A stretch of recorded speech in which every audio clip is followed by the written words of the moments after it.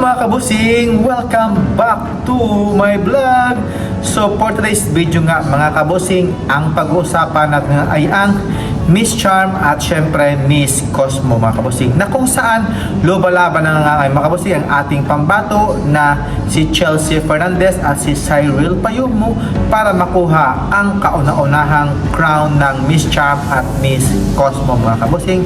So sawadikap, kapungkap at Xin Chào Vietnam na nga mga kabusing, kasi grabe mga kabusing yung kanilang pa-arrival pa lang mga kabusing ng ating pambato na si Chelsea at si Cyril Payumo sa bansang Vietnam is lumalaban na nga ito mga kabusing at gusto nilang makuha ang corona bilang isang Miss Charm at Miss Cosmo nga mga kabusing. So sa arrivals pa lang mga kabusing, no, nagsama sila dalawa doon sa bansang Vietnam sa airport. So nagpaganda sila ng kanilang runway, yung kanilang pabunggahan na kanilang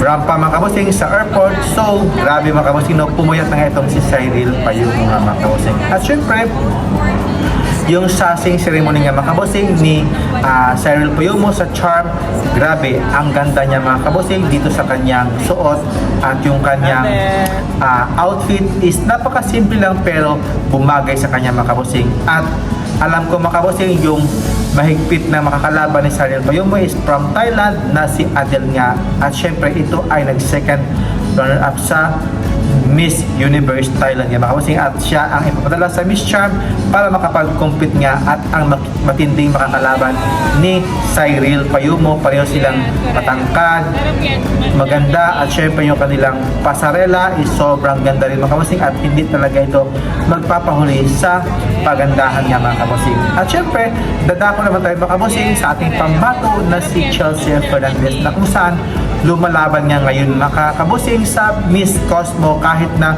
palow-kilow-kilow siya mga kabusing sa kanyang galawan mga kabusing. Alam kong bubulusok ito sa susunod na laban mga kabusing ni Chelsea Fernandez sa Miss Cosmo. At grabe, welcome sa pagandahan mga kabusing. Alam kong maganda itong si Chelsea Fernandez at yung kanyang pasarela, ang ganda mga kabusing. Alam kong palaban ito mga kabusing. Sulit kami sa kanyang evening gown mga kabusing, hindi ito magpapahuli sa kanyang evening gown. Alam kong malakas ang laban ng ating pambato na si Chelsea Fernandez. Kaya niya makuha ng corona, maka-top 5 mga kabusing. At syempre kung pagandahan mga kabusing, may laban itong si Chelsea Fernandez nga mga kabusing. Kaya grabe, wala kang masabi sa two natin na pala si Chelsea at si Cyril Payumo mga kabusing. Alam kong may laban mga kabusing sa ang ating pambato sa bansang Vietnam nga mga kabusing, para happy tayo mga kabusing at syempre magiging tayo ang most number 1 country nga mga kabusing. So do you think mga kabusing makukuha kaya ni Cyril Payumo at ni Chelsea Fernandez ang kauna-unahang corona mga kabusing? Please comments down below mga kabusing at huwag kalimutan mag-subscribe. Kaya maraming salamat mga kabusing, and thank you for watching, and see you in my next vlog. Keep safe po, and kapungkap, and syukran, and Xin Chào Vietnam. Bye bye. God bless.